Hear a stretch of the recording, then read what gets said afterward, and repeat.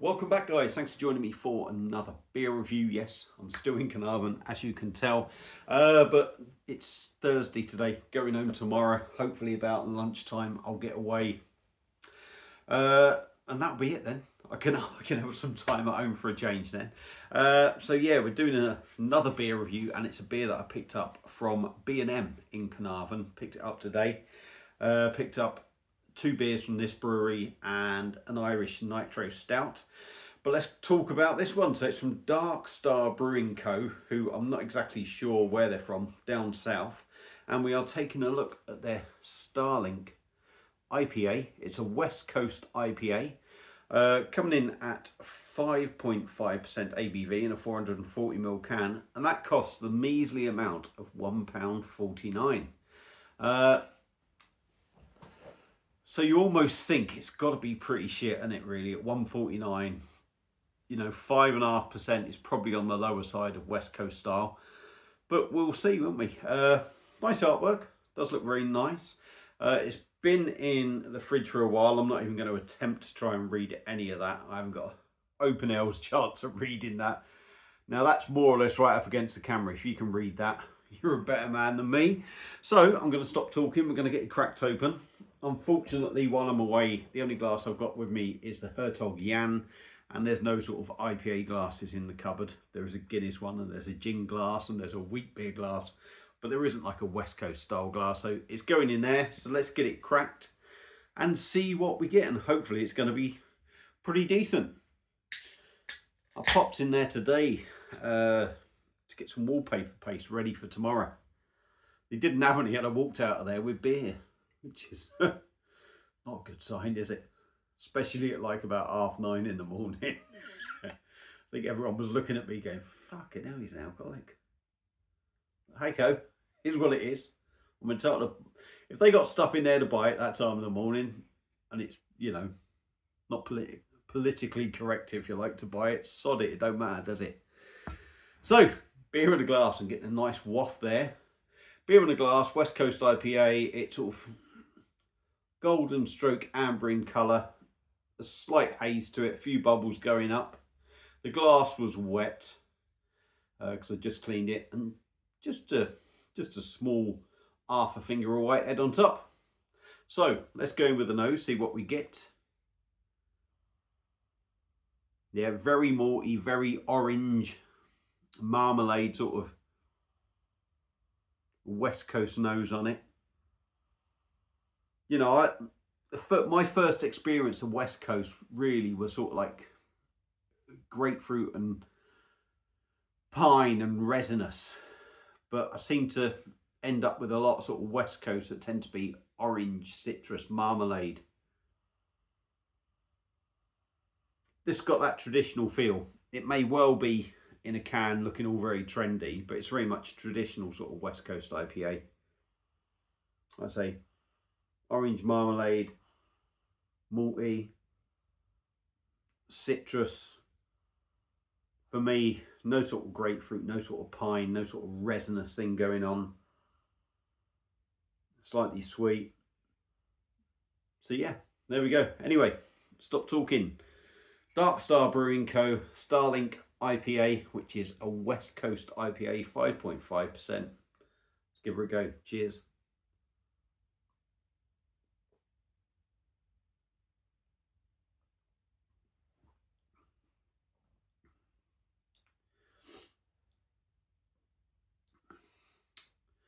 Yeah, it's very, I'm not going to say it's bad, but it's not West Coast in the sense that I sort of want West Coast, if you like. It's very much, as I said, traditional sort of West Coast. Going again.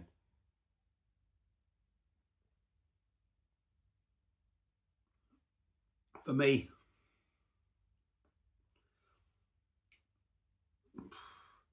I might be being harsh, but I think that's quite thin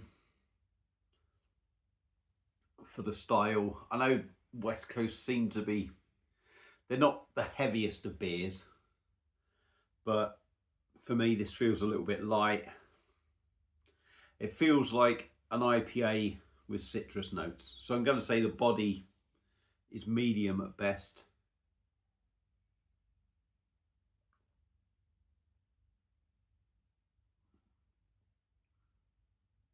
carbonation, slightly overcarbonated, but I wouldn't say massively. You know, I know West Coast can be quite busy in the mouth. This is maybe just a fraction over busy, if I'm being critical.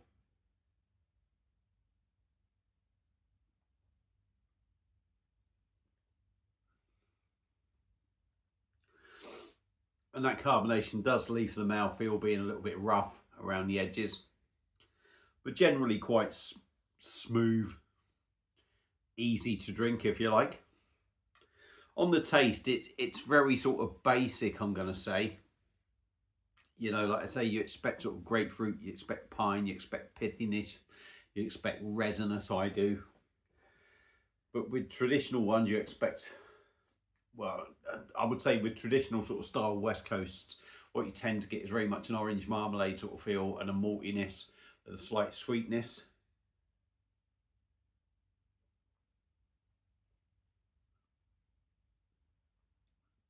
And that's exactly what you get. For me, it's malty, a slight sweet malty note. You're getting an orange citrus note.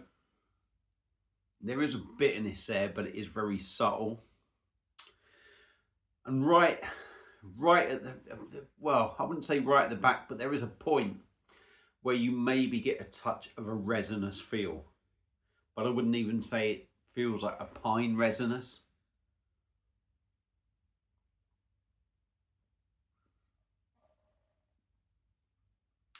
Well, I suppose the more you drink it, the more that resinous comes in.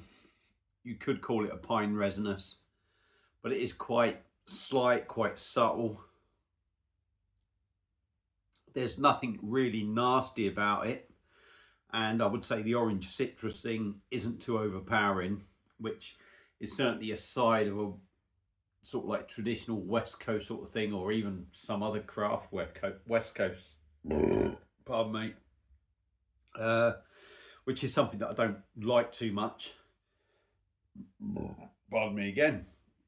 But in this one, I don't find it too overpowering.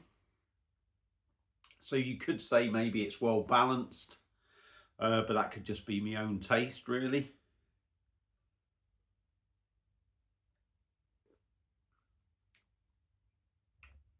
Yeah, and the more you drink it, see, I'm getting down to there now, so that's the last of it.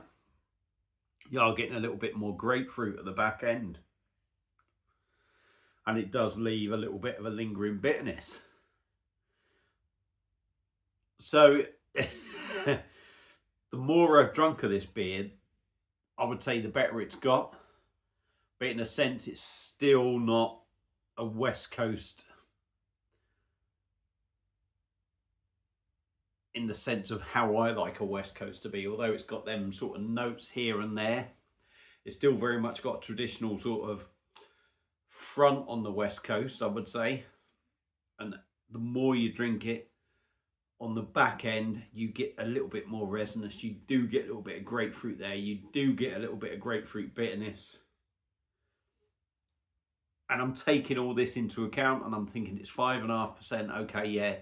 So it's not the biggest kind of West Coast going. Yeah, the body isn't fantastic, but at the same time, it's not the worst body. And then you take into account the £1.49 that you paid for this 440ml beer. And really, I suppose, in a sense, you've got to say it's actually not a bad beer.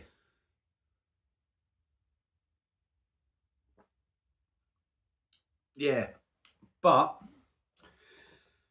despite the beer being, I think, probably good value for money, it's still not a West Coast fully in the sense that I like to have a West Coast. But that said, it's a supermarket beer. It's £1.49. It's maybe one of them beers that they don't want to whack out. You know, this huge, massive West Coast that people might not go for. They maybe want something in the supermarket that is going to sort of like, you know, tempt people to go and have a go. And in that sense, it's actually a decent beer. value for money wise, you can't argue at £1.49. I mean, what can you get for £1.49 these days? Half the time you're buying beers in packs to get them at that price. So yeah, I'm going to stop talking. Dark Star Brewing Co. and their Starlink IPA, West Coast IPA, 5.5%. Do you know what? I was going to knock it, but I'm going to give it a thumbs up because overall, over time of drinking that beer, everything's come out, and at £1.49, I think it's good value. So I'm going to recommend people go and give it a go. You know, some people aren't going to agree with me, some people will, but I think it's well worth the £1.49 that you pay for it. If you've had it before, let me know your thoughts on it. Thank you all for watching. Hope you've enjoyed the video. Apologies for waffling on so long. There may be one more video coming up after this while I've got this background. Otherwise, we're going to go back to normal scenery. Thank you all for watching. Give the video a like. Feel free to give us a subscribe or a sub, however you say it. See you on another one. Cheers.